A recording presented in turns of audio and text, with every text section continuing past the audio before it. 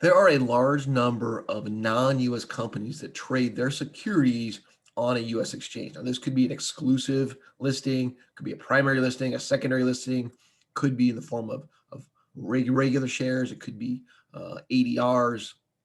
There are, of course, benefits for a company to trade in the US, and there are certain requirements for doing so.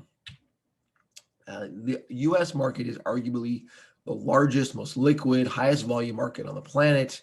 There are plenty of active traders, sophisticated investors, and because of this, oftentimes you'll see higher valuations in the US than there are compared to other exchanges around the world.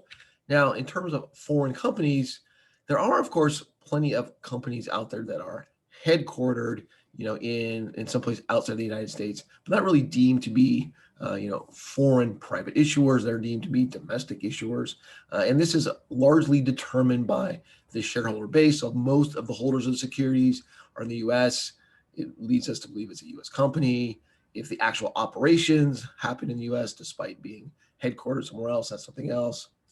We also look at the citizenship and residency of the leadership, and then where most of the assets are. So again, you could be headquartered somewhere, but your plant and everything else is the United States. So given this, and also given the fact that companies are global in nature, this is not an all or nothing thing. But if in general it points to either being foreign or domestic, you'll get a label of either being a foreign private issuer or a domestic issuer. If you are in fact determined to be a foreign private issuer and you want to list on a U.S. stock exchange, there are some slightly different rules for you than there are for true domestic issuers.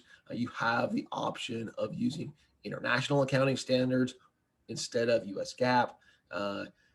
You don't have to report quarterly like you would as a domestic company. You can report, in whatever frequency is required in your country.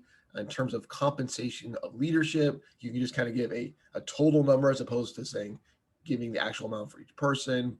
There's certain corporate governance rules that don't apply to you.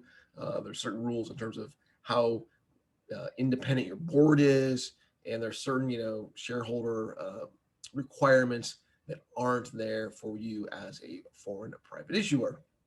That being said, you still do need to be SEC compliant. You have to you're subject to audits, you're subject to certain Sarbanes Oxley rules, etc. These apply to you regardless of whether or not you're foreign or domestic. And the reason I'm thinking about this is there is a potential new law out there that would kind of make companies be delisted because they're not following some of these rules.